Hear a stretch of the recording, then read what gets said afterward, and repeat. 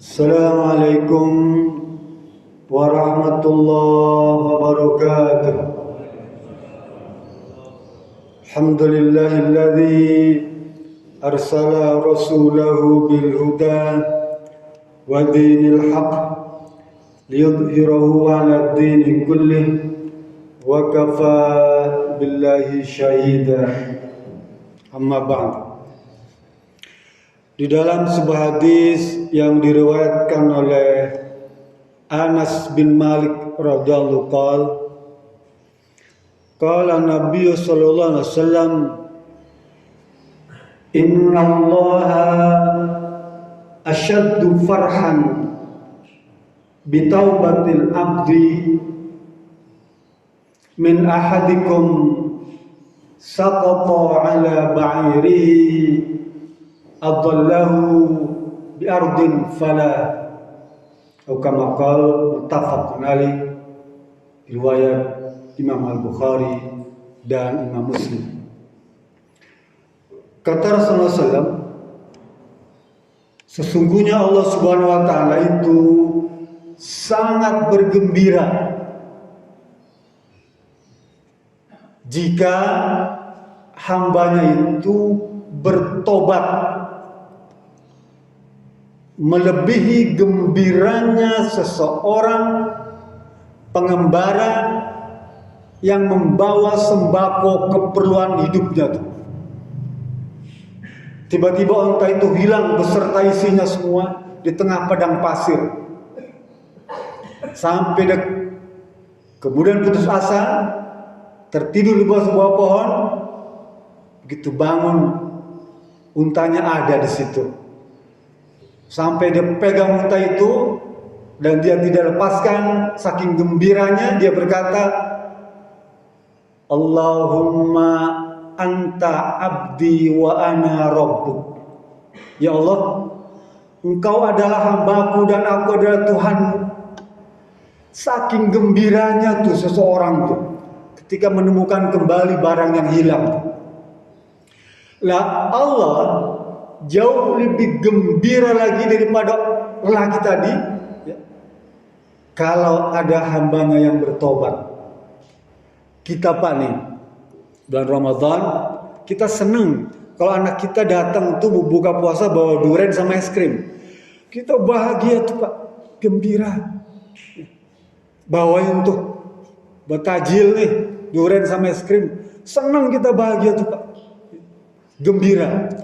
Atau anak kita kasih kita hadiah lebaran tuh diberikan mobil satu. Waduh, gembiranya bukan main Pak. Tapi itu gak seberapa dibandingkan dengan kegembiraan Allah Subhanahu wa taala kalau ada hambanya yang bertobat. Nah, di bulan Ramadan ini adalah bulan yang banyak orang yang bertobat. Sehingga bulan ini adalah bulan kegembiraan Allah Subhanahu wa taala. Sehingga disebut Ramadan itu sebagai Syahrullah, bulannya Allah, kan Allah merasa gembira. Rasul menggambarkan tuh Pak. Ya. Dalam hadis riwayat Imam Muslim satu lagi, kisah yang sama. Itu laki-laki tadi udah berjalan di tengah pandemi Pak. Jadi di suatu kampung itu sedang ada wabah, sehingga dia berjalan entah pergi mau kemana, mau hijrah tuh dengan bawa makanan sebanyak-banyaknya di padang pasir, sampai kemudian hilang tuh onta tuh, ya. Hilang semua, sehingga dia pedih sampai dalam hatinya itu dia putus asa. Rasul ceritakan tuh, putus asa dan dia hanya bisa menyongsong kematian. Sudah pasrah, mati dia bilang, ini pandemi. Saya di tengah padang pasir, nggak ada makan minuman, semua tidak ada, mati. Ya, dia tunggu di bawah pohon itu, detik kematiannya tuh. Tertidur, tapi kemudian begitu bangun, dia dapatkan kembali unta itu. Luar biasa bahagianya dia, gembira. Tapi itu nggak seberapa Pak, dibandingkan dengan kegembiraan Allah Subhanahu wa taala. Oleh karena itu di bulan Ramadan nih Pak, ya, kita dianjurkan untuk selalu bertobat Pak.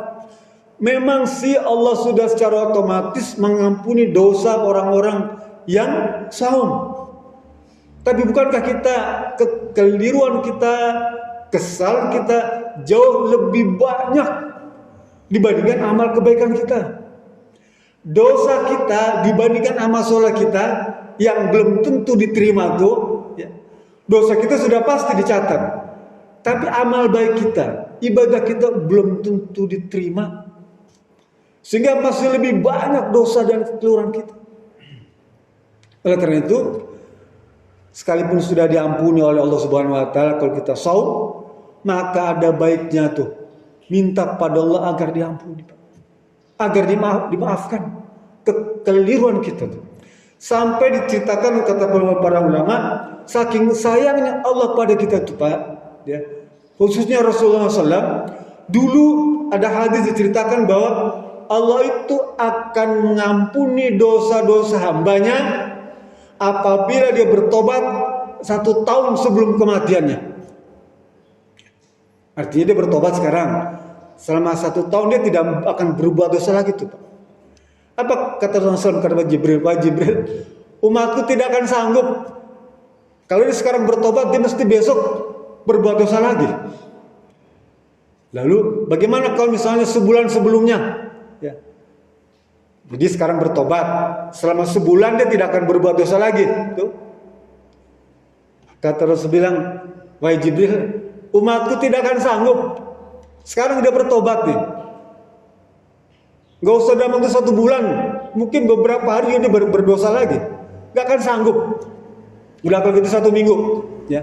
Kasih waktu 1 minggu bertobat dan jangan berbuat dosa lagi. Rasul bilang, gak sanggup Jibril umatku itu, ya. Kita nih tidak akan sanggup Pak. Hari bertobat, detik berikutnya berbuat dosa lagi. Gak akan sanggup. Ya sudah kalau begitu,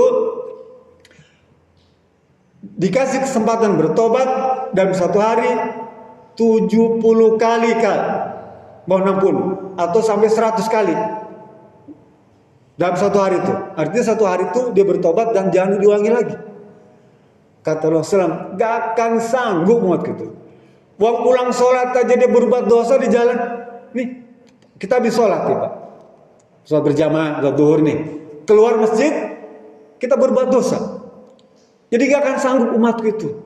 Sudah, kata Jibril, kalau begitu sampaikan kepada umatmu itu bahwa innallaha yatubu ala abdi ma lam yughargir.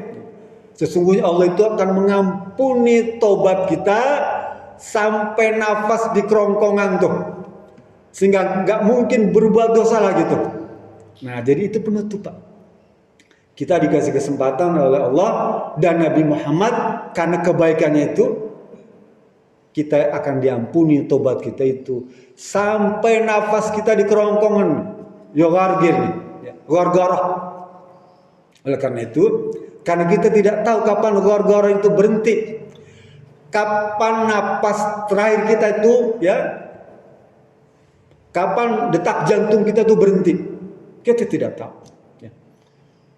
Dan sebelum itu ada baiknya kita bertobat kepada Allah Subhanahu wa taala.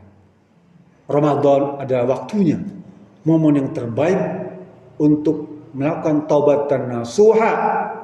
Karena semua orang juga bertobat Ramadan ini Pak. Ibarat apa namanya dalam istilah psikologi itu histeria Pak. Kalau orang satu tepuk tangan, maka semua orang pasti tepuk tangan. Ya? Histeria. Kenapa kita tidak terbawa irama taubat itu? Karena semua orang bertobat, habis tarawih itu kita bertobat. Histeria namanya itu pada ilmu kejiwaan, psikologi itu. Kita bertobat. Semua orang bertobat. Kita juga ikut bertobat. Seluruh dunia bertobat. Dan ini juga menambah kegembiraan Allah Subhanahu wa taala. Asyaddu farhan. Itu saja yang bisa saya sampaikan. Mohon maaf. Assalamualaikum warahmatullahi wabarakatuh.